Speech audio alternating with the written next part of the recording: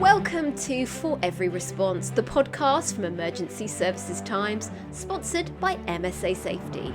In this series, we bring you sessions from the Emergency Services Show and the Emergency Tech Show 2025. In this second episode, led by the Emergency Planning Society, the team look at the UK's natural resilience capability and the growing need for skilled emergency planners. They talk about how to find practical solutions for improving interoperability across agencies and communities.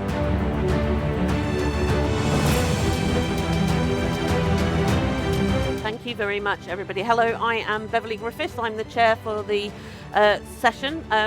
I come from the University of Bucks, but I am a fellow of the Emergency Planning Society, so that's why I'm here.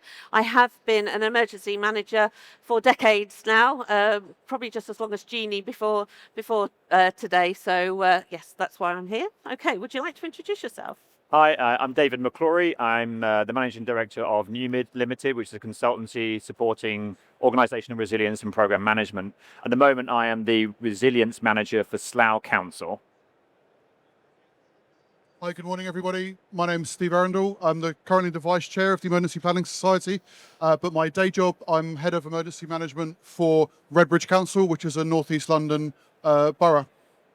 Thank you, gentlemen. So we're here today because the Emergency Planning Society did a study last year, a general study with their members on something called the Big Conversation. Some of you might have been a part of that. And we were capturing the voice of the industry out there to say what's going on, what are the challenges, what are the issues there. And if you haven't seen the Big Conversation, then it's available on the Emergency Planning website, and we can, I'm sure, give you the link to that afterwards if you need to. And it brought out some real issues, and there were 5 main themes: governance and guidance, capacity and resourcing, knowledge, professionalism, and challenges and support.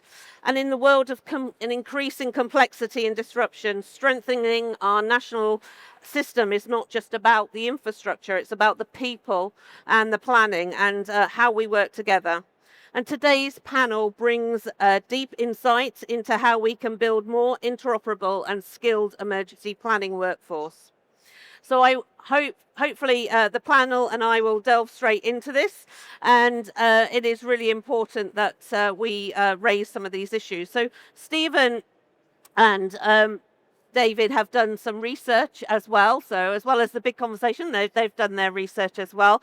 So I want to ask the first question of your research, which is, and with the Big Conversation, what are the challenges in attracting and retaining skilled emergency planners at the moment? What practical steps can we take?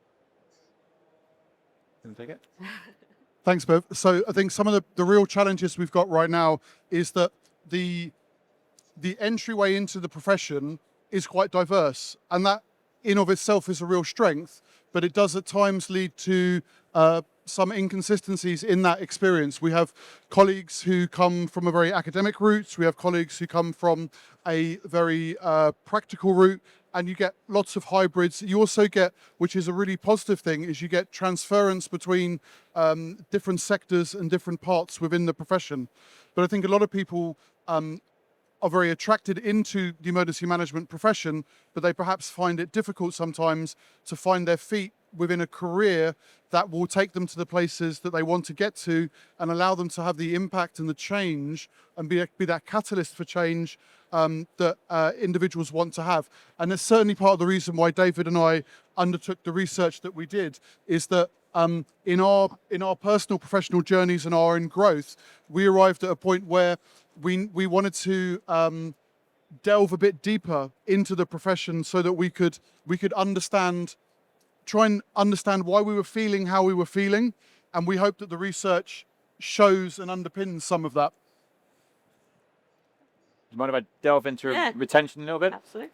So when we're carrying out the research, and we'll look at that in a bit more in a moment, about the numbers we have emergency planning officers in London, going through the contact list year after year after year after year, and the number of emergency planning officers employed within each local authority, it became really clear how often those names changed. They were quite, for the most part, officers were staying in the job maybe 2 or 3 years and then moving on somewhere else. What we don't know is why are so many emergency planning officers only staying in a job for a few years before moving on, and where are they going? Because that's lost knowledge that we need to retain within our resilience community. So if emergency planning officers are the reservoir of knowledge and information for our organisations, because we are so poor at organisational learning, when they move on, we lose that information. So why are they leaving and where are they going, and how do we keep hold of them is kind of the next question we need to ask ourselves. And did your research... Okay. So did your research show kind of anything to do with age, different career, where people have come from? Or was it just, was there a whole raft of different entry points into the profession? The research we did was purely a count. So just looking at the number of people employed in each local authority involved in resilience-related work. So we didn't at any stage look at kind of what their ages or their backgrounds and how they got into it.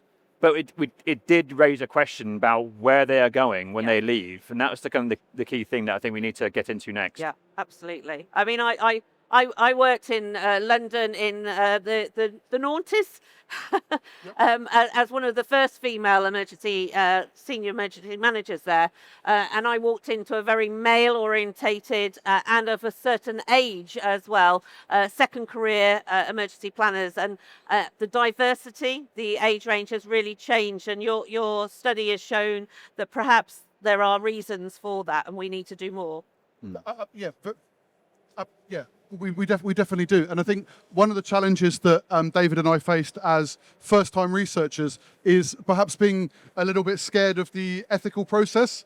And so we didn't look in this study specifically about the gender breakdowns of emergency planners. But I think it's a really relevant and really interesting line of inquiry, because there would be a great comparator to draw between those undertaking university education within the field, because we know the makeup of those courses, and actually seeing, does that then translate into professional practice? Does that translate into the professional journey? And there's the data showed up some really interesting elements. The figure on the screen just here looks at London-specific incidents along the bottom, and then national incidents along the top. And we were wondering, as a question and as a research theme, is which type of incident has the greater impact on recruitment of emergency planners? And what we think we've shown in our data, although it's not entirely conclusive, and we've still got other lines of inquiry that we need to explore, is it appears to be that the regional events have an impact, whereas national events tend not to have an impact. And it's absolutely fascinating. But this is just one city, one data set. And David and I are hugely excited to look at this data in other cities around the UK, other LRF areas, to explore, is this a unique London phenomenon, or is this replicated elsewhere? Did you want to say a few words on that? Yeah, absolutely. So I think what this is showing is, directly in the year after these regionally impactful major incidents, there is a significant rise in the number of emergency planning officers in London. Okay, so what it's showing is we are recruiting more emergency planning officers after the disaster happens. And while declines happen in long-term periods. So you can see the impact of austerity, where we have 108 people at the top there. Austerity over a number of years leads to about a 33% drop in number of emergency planning officers in London. That changes in 2017, when we have 3 very significant regional incidents. We have Grenfell, we have the London Bridge terrorist attack, we had the Westminster Bridge terrorist attack. There's also the Manchester Arena terrorist attack happened in that year.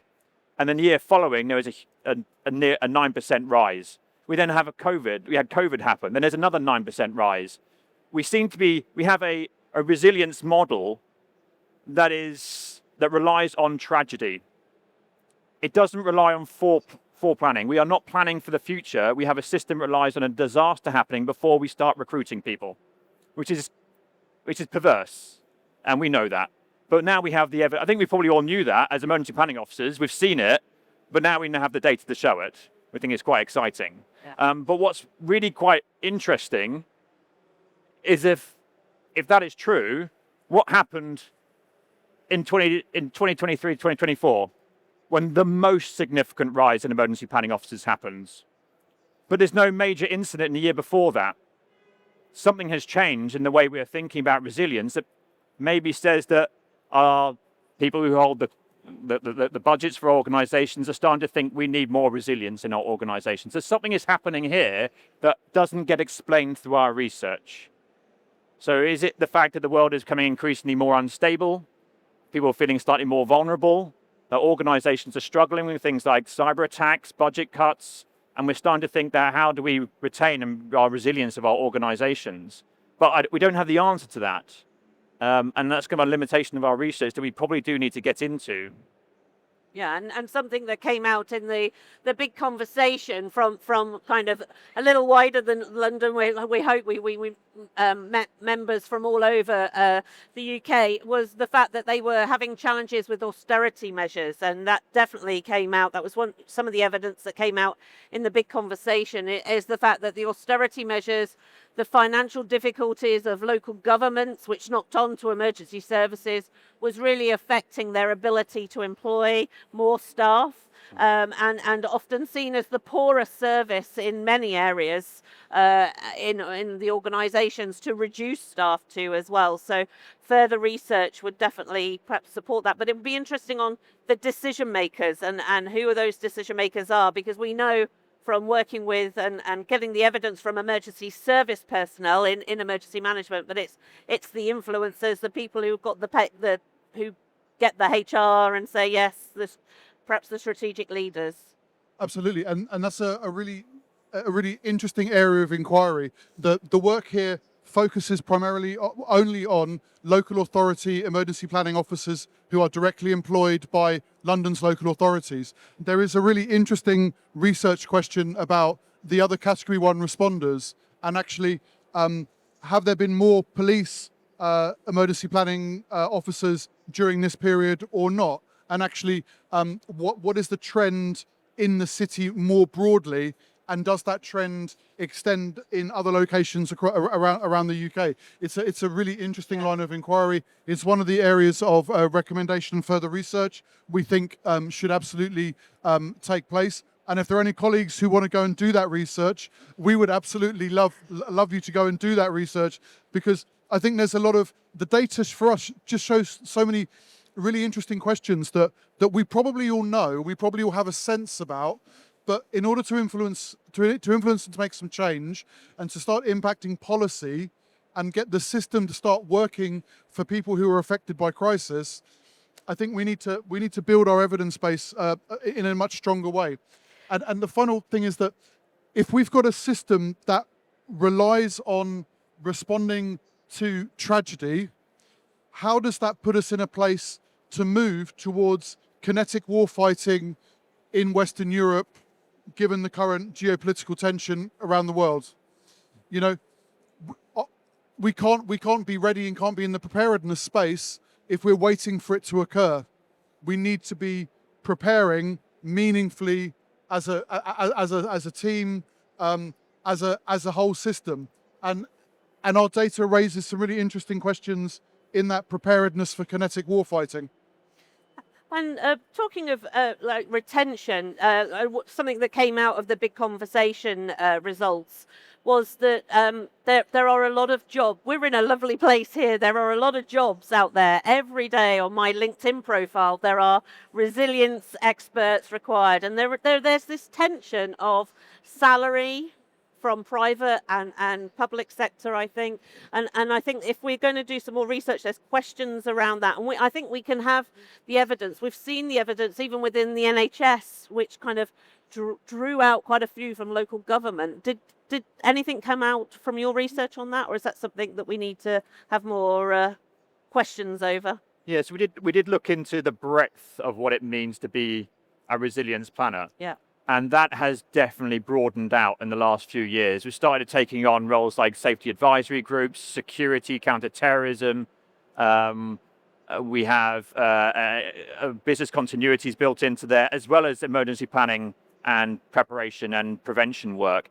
So over that 20-year period of this research, the breadth of what emergency planning officers are expected to do has hugely increased. So we are kind of diluting our capability. There may be more, but we are diluting what can we actually achieve.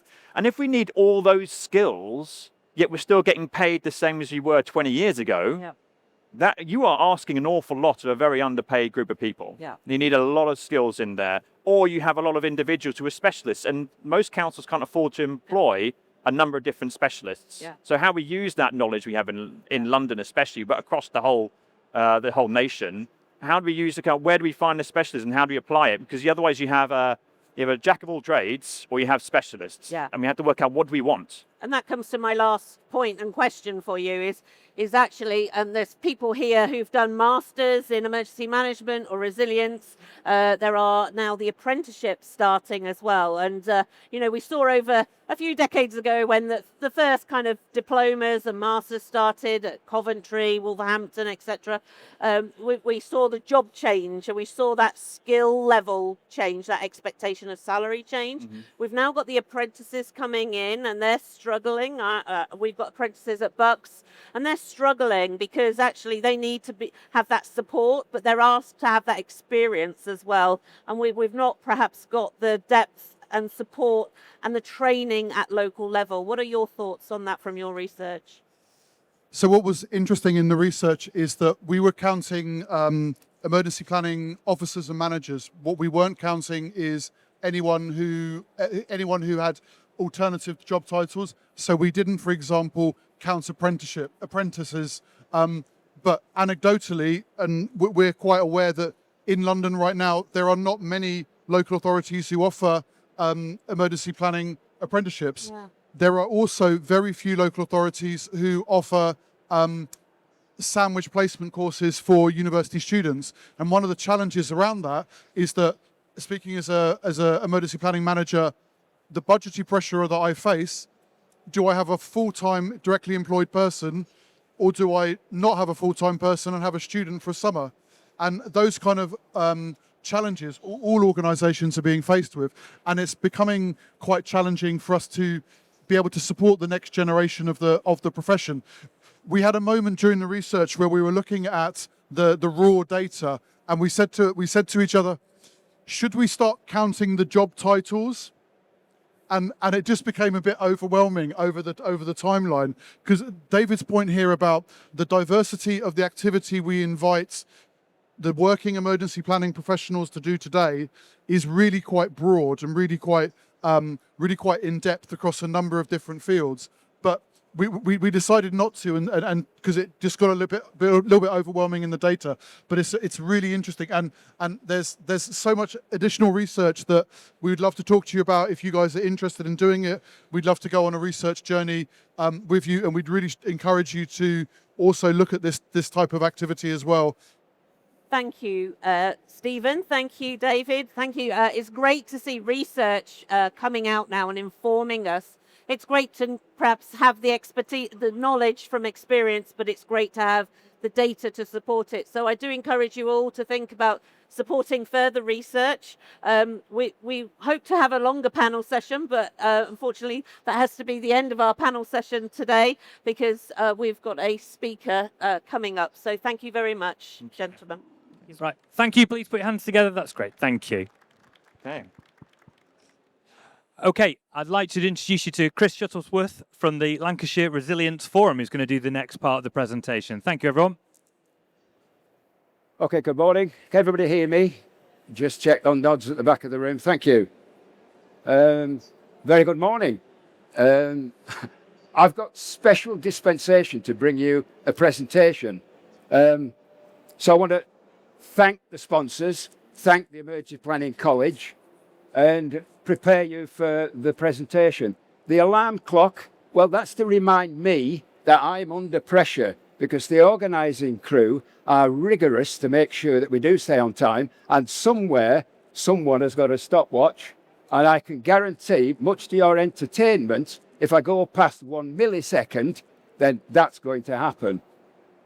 And so in order to make success, sometimes you've got to do things differently.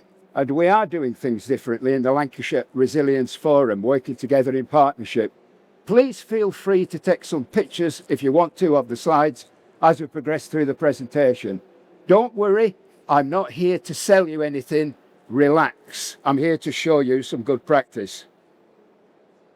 Okay, so we've sat down and done our contemplation, looking at the problem, deciding what we need to do about interoperability and communications. And we've moved into the situation which is now delivery. We've gone from delivery and we've now implemented the communications network for Lancashire. And it works very well, which is why we've got the caption up there, and now for something completely different. Because how often can someone come along and tell you that we've designed and delivered something that works? 3 of my colleagues have come along with me today. They're hiding at the back of the room, but they will be entertaining you during question time. Okay, what we've done is we've taken existing technology, we've chopped it into pieces and changed it and made it work. So we've done a cut and paste. We've engineered a solution around existing communications methods. We've done that within the Lancashire Resilience Forum and the telecommunications subgroup. I'm vice chair of that group. Gareth at the back of the room is chair of that group. We work together with our colleagues. I'm also a fire engineer and I'm a chartered engineer, a chartered surveyor, and so we know what makes up emergency planning. And so I'm here to talk to you about interoperability and communicating in a crisis. 2 things that need to fit together, 2 things that are very difficult to get together. The role of the emergency planning officer is extremely complex, and it's our job in the telecommunications support group to give you the tools to do the job, to give you a communications network that is interoperable and works across everybody. Okay, and I'm going to ask you if you would to read everything that comes up on the slides, because I'm not. I'm going to give you a subscript, so either read it or take some pictures. I'm not going to read from the slides. Okay, one of the most important things that emergency planning must have is a communications plan. This template, have a look at it, download it. It's a good template. It's about creating crisis comms plans so that everybody communicating effectively, quickly and inclusively. Because that word interoperability, everybody struggles with, but it just means everything and everybody. And if you get your head around that, you make it work. This episode of the Emergency Services Times podcast is sponsored by MSA Safety, proudly supporting emergency services and first responders on the front line. At MSA Safety, protecting first responders isn't just what we do, it's who we are. We work closely with fire and rescue services across the UK to develop and deliver safety solutions designed to meet your ever-evolving needs. That includes MSA Bristol Firefighter PPE, trusted by services across the UK and beyond, shaped through years of collaboration with frontline teams. It also includes our growing investment in innovation and technology, from the connected M1 SCBA modular solution to our agile, fully managed service model that helps keep crews protected and ready to respond. But for us, safety goes beyond equipment. We believe in standing shoulder to shoulder with the people who dedicate their lives to protecting others, whether it's supporting firefighter charities, backing mental health initiatives, or showing up for community events. MSA is proud to be part of the emergency services family. To learn more about our work in the UK and how we're supporting first responders every step of the way, visit www.msasafety.com. With MSA Safety, when you go in, we go in with you. And by virtue of incidents, they happen in a very short time frame, and we have to have our systems up and running at the time the incident starts. And when we are warning and informing, we need to know what the message is. That's the emergency planner's job in terms of who the target audience is and what they're going to say. But we also need to know how are we going to communicate those messages? How are we going to warn and inform the public of what's happened, what's happening, what's going to happen? For that, you need to understand interoperability of all your communications equipment. Once you understand interoperability, what works, what doesn't work, why will it not be working? Because power's off, because there's been a cyber attack, because there's load on your networks. Then you can change the power of resilience and harness it, because it equals a knowledge of power resilience, knowing what power will work and what power won't work at any specific time. And the bottom line is, unfortunately, getting technology to truly be interoperable is an extremely difficult challenge, as many of you have probably already found out. But the future of interoperability is very important. This is my community. This is where I need to get interoperability. This is who I need to be interoperable with each other. And at the center of my responder community is the community emergency support groups out in the rural areas and the urban areas, because we've harnessed that as well. So we've developed an emergency radio area link. It's built on well-known old-fashioned technology, as you can see. And the technology tried and tested. Oh no, we're not going to talk about the ECM, but did you notice how long it took for that to come in? Okay, and now we're going to talk about ERRL, the Emergency Radio Area Link. And so, what is interoperability? All talk, no action, sounds good, doesn't work, never going to happen.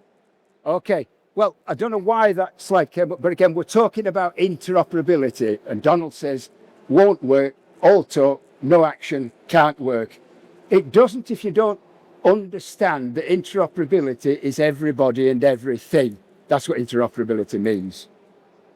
Donald's got it right. Making the complicated awesomely simple is something we have done with ERRL through the telecommunications. How have we done it? Passion. As you can tell from this presentation, we really do believe in what we are doing and making it work for all of you. We understand resilience. We understand response. I was an emergency planning officer for more years than you believe. And so we understand what happens in communication, risk, resilience, interoperability. We know it. And we've incorporated it because we love for you to be resilient, because we are resilient. And that's the work that we'll be doing on the telecommunications group. The telecommunications group is made up of all the agencies, and we meet on a regular basis to look at interoperability. One of the group, I call it the coalition of the willing. You might recognize some of the people on our group. But what we do as a group, we understand radio, we understand resilience, and we understand power resilience. Our role is engineering solutions for a particular problem around communications in a particular situation. We've used the existing technology and harnessed it. We actually got hold of all the ambulance technology when it went over onto Tetra. Lancashire Constabulary were extreme foresight in retaining all their hilltop sites. We are using their hilltop sites as a resilience network, but we've done other things to it. That's the inundation map of Winter Hill. That's just one of our sites. Our sites are then connected into the police LAN.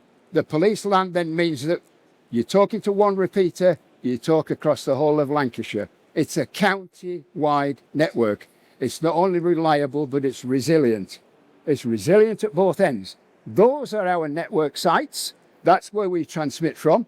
All those sites have power resilience, probably up to a couple of months. So they've got generators, they've got backup power and fuel. And so we are wholly resilient. Doesn't go down EE, doesn't go down BT, doesn't touch the ground. It goes down the private microwave network. Typical installation, keep it simple. A repeater, access to our private LAN network, secure, and they're all joined together.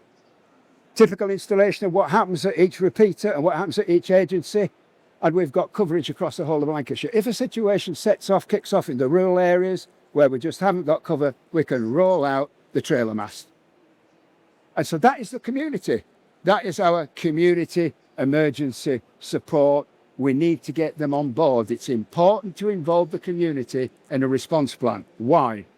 Because we went off and identified community emergency support groups who were very enthusiastic to take part in this scheme. They want the radios. They want to be a part of the network. They always have. Whereas now we've managed to get the funding to get them some equipment. AE knows everything. This is what's going to solve all our problems, but this is what's going to show how we do it right and how we do it wrong, because it monitors what we're doing, how we've done it, whether we've done well. All of you in your demographic, AE targets you for health and beauty, fashion. Me, it targets me for walking aids and saga holidays. And scarily, last week, this is true, AI contacted me and said if I take their diet plan, I'll go down by 2 dress sizes. I thought, him, her, his. Well, how do they know what I do on a Friday night? And so we've got to look at artificial intelligence is what emergency planners do. Artificial intelligence is selecting what works. Emergency planners try it, test it, yeah, we'll use it, put it in the plan.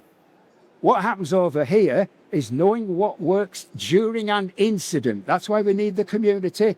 They bring us situational awareness. So that in the control room, we know what's not working, what is working, and what's working so well out in the community that can come and help us. This is how it works. The whole of society approach. Errol is our network carrier, is our radio voice carrier. All the agencies communicate with each other and into their tactical and operational response, and the community feedback what's happening in their district. If we need to open an SCC, then we can work into SCC because it's in our force incident management rooms. But I did say we need interoperability. Interoperability means there's another side of this story, airwave. Because although we are using Errol, the police are using airwave. But what if airwave was to fail? What if it was to be overloaded? What if the power was to go off? We know that airwave is subject to power loss. In other words, if the power goes off for a period of time, probably 72 hours, and you'll have lost all the airwave. What we've done is we've put Errol in the police and in the ambulance service and in the fire service, and they've put Errol in their control room so we do not lose interoperability with all the core emergency services. And we've added it now into our telecommunications plan. It is officially our backup system. Don't worry about this. This is our business continuity plan. We make sure that we understand what all the agencies have got, interoperability, we plot it, we record it. So that we can operate on a tactical basis. We have to look here, the X's against the blue lights. None of the agencies have got airwave, but they've all got Errol. And so it was easier to give the blue lights Errol. And we're all the time improving the system. So we want to add your distinctive technological advantages to our own. And Chris is going out telling them how they can do it so that we can fill this matrix. Okay, emergency link, exercise Mighty Oak, and community emergency hubs is what we've been working on. What happened in Exercise Mighty Oak, I hope you were engaged, some of you were engaged with it. It proved that we can't cope if the power goes off. We cannot respond. Things go wrong, and we wanted things to go wrong in order to identify and improve. If we don't do things wrong, we'll never get things right. I don't like exercises where they're planned and pre-positioned and everything goes to plan. Observation, communication from the community is at the heart of what we do. We have done community emergency hubs, the Mighty Oak, and we're feeding all that information now into our Lancashire Power Resilience Plan. Community resilience equipment is what we got from the government, and we've put it in. We've given them resilient power and resilient equipment. We have no more recently got the government to provide us with equipment so that we can keep it and take it out there. And so we store at the police portable power, portable radios, and we take them out. I know you're laughing at my scooter. I said we got funding. I didn't say how much. And so community hubs is done. We're really, really pleased that it's seen as a success by them, not just by me, that we have given them what they wanted, a link into the responder network. Interoperability now across the whole of the agencies is what we've achieved. If you go on the internet, do this later, type in Resilient Telecoms Community, and you will find that number one in the top AI influences is Lancashire Resilience Forum. Have a look at it, read the articles, easy to find. We are a bit proud of that. Nearly fell off the stage then. Communicating in a crisis, we've done it, we've got the community. What do we take out on the seaside? Well, we've been testing all this equipment. We don't just give them it, we take it out and test it. We went out onto a beach, it's a place called Silverdale, one of our community emergency support groups. No power, no resilience, nothing at all. It was a beautiful night, as you can see. We could look out to sea and watch the small boats coming in, one after another.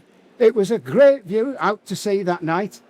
And that's the equipment, better to see the equipment that we took out here. There's the Starlink, there's the mobile repeater, there's the Wi-Fi sender. Everything we brought out was wholly independent. Set it up, backup power and everything. This is how it works. Backup power at the bottom, green light is power. The Starlink feeds our equipment then feeds the internet, powers up the radio and off it goes. This is for a portable deployment situation. Obviously, we have fixed deployments in other locations. These are the people off the beach that we gathered up off the small boats. No, these were the people from the community emergency support groups, okay? They were the people who came out to support us on that evening. We are also by appointment to the King, because the King visited us on the 9th of June. He came to the Duchy of Lancaster and he went into the most inhospitable piece of Lancashire, but the most beautiful piece of Lancashire, which is Bowland Forest, where there's no airwaves, there's no comms, there's no mobile phones, there's no communications whatsoever. It is beautiful, peace and quiet. And so we had to set up some covert operations with our Starlink, with our mobile repeaters, so as to give the police and the forces some coverage. Now, although the Lord Lieutenant of Lancashire there, on the left is looking really pleased. I think Charles, his bodyguard just behind him, has got an eye on me. I think he's got a little bit of suspicion what I'm doing. So we can set up covert operations. We set this up for the police. The police were given comms on the day where there was no comms. Their mobile phones worked, their emails worked, their Wi-Fi worked. All off on the box at the bottom, a commercial Starlink, 360-degree, low latency. And we can make a gateway anywhere we want. Help and support, that's what we do. Oh, please remember, diversity. What happened just on the anniversary, 9/11? What happened 9/11 when those towers fell down? We lost all the comms. And all the emergency services lost all their communications networks, and they were working on telephones. Let's learn by our mistakes. It's probably now covered in AI. Resilience is embedded. Well, the hoop never came out, and so I must have kept on time. And so I think I can let the chair take us now into questions. Scott Holland from Horizon Resilience. Just on your talk, what I was really interested in is just the taxonomy of language. So you were using, emergency planners, resilient officials and whatever. And I suppose just some thoughts or reflections on, even amongst, a safe space, we're using different language, but how do we recruit, retain and attract talent when language is so varied amongst the work that we do? Yeah, that was really obvious going through the contact lists for 20 years. It's the range of different titles that emergency planners have, and you can just summarise them up. They seem to go through like fashions. So the start of it is emergency planning officers, that's quite, and then resilience officers. The most recent one seems to be an awful lot of civil protection officers. And to me, that says something about our identity as a group. What are we? It says something about what are we coalescing around? I do feel when I first came into emergency planning 20 years ago, emergency planning was an emergency planning officer. We all called that. We all knew what we did. We all consequence planners, essentially. And then the Civil Contingency Act has changed that over time. But we had an identity. I knew I could go to a meeting with other emergency planning officers and we could speak the same languages as each other. I do think that is slightly less now, and maybe talks to how when we first started doing this piece of research, the comment we had from other emergency planning managers across London was, there's a lot fewer of us now. The job's getting harder. There's not as many of us planning. And actually the figures are the exact opposite. There's more of us now than ever has been. So why do we feel like there's fewer? And I do think maybe there's something about our identity as emergency planning, resilience, civil protection. What is it? Who are we? And what do we join around that sets us apart? And that will also help when it comes to recruitment. And being really clear, what do we need? What do we mean when we say civil protection officer or emergency planning officer? What do we mean by that? So we're getting the right people applying, and we've got the right way of assessing them. We've got a standard around it. I know the Emergency Planning Society has done a lot of work around that. So how do we push that as a community to say that this is what we want, this is what we need, these are the skills that we require as an organisation? Yeah. Spoke too long. Stephen, do you want to? Yeah, just building on your premise. The team that work for me, their job title is Civil Protection Resilience Officer, and my job title is the head of the Civil Protection Service. So it speaks absolutely to your point. 10 years ago, I would have been the emergency planning manager. Yeah.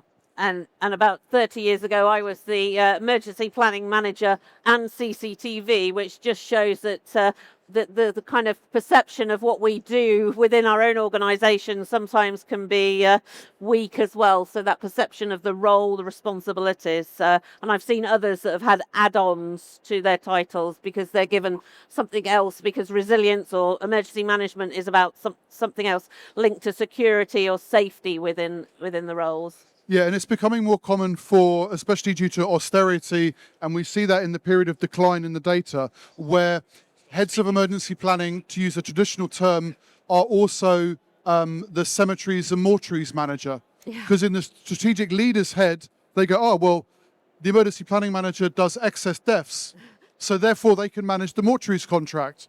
And then 2 years later, oh, we need somebody to manage the trees contract, because that's severe weather. The emergency planning manager does that. So we have examples whereby heads of emergency planning are the trees and arboricultural manager, where they're the mortuaries and cemeteries manager.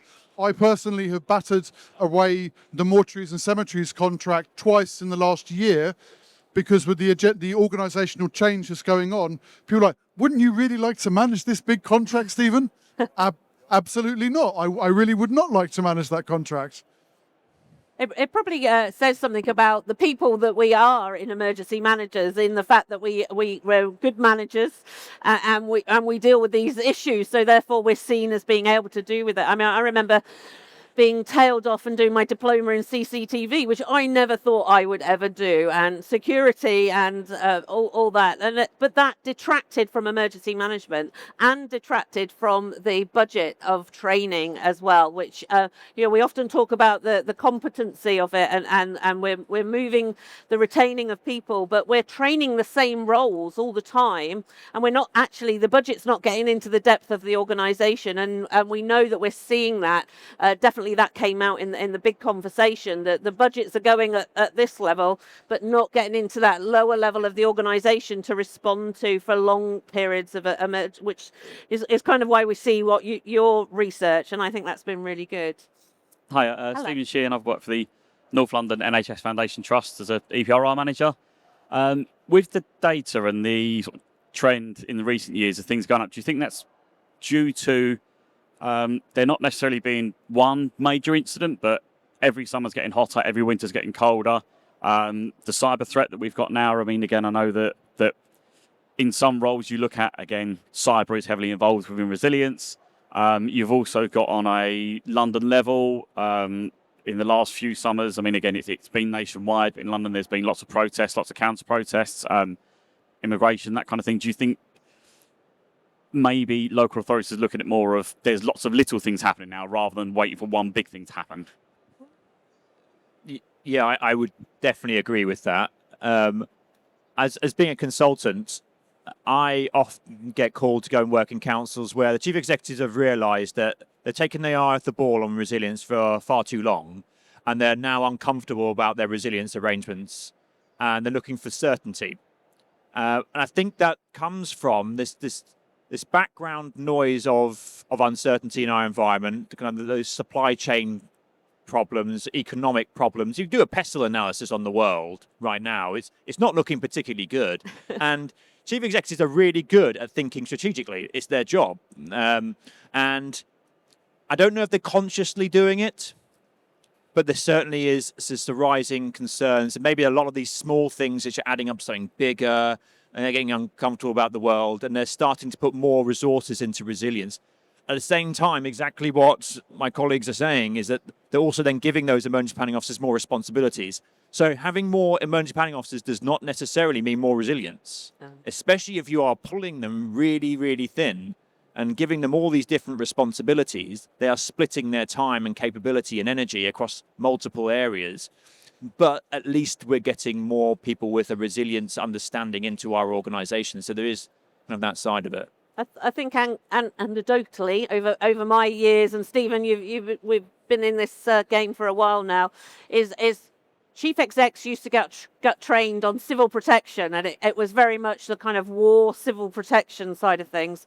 So that was in their psyche. I think the education of all of us now, the world's news, our education in our hazards and our uncertain world is out there. That they strategically are looking at those issues. We're seeing, I think that's why we're seeing in the public sector more and more organisational resilience roles. The chief execs are going, we need somebody looking at the horizon scanning. We need somebody making sure that we've business continuity. And that's the same with the chief execs. And I think we are going to see that increase probably, I think, move forward. But it will be interesting as to the roles and responsibilities and the stretchingness of that. Stephen, is there anything you wanted to add? Yeah, I think not trying to using the vernacular too much, but, you know, I think terms now are becoming more common, like polycrisis, and actually at the chief exec and the strategic level, people are now, or that cohort of cadre of leaders are starting to hear that level of ambiguity and that noise, and it's translating and it's trickling down. And I think there's also perhaps a growing acknowledgement of the impact of significant, far-reaching, deep austerity.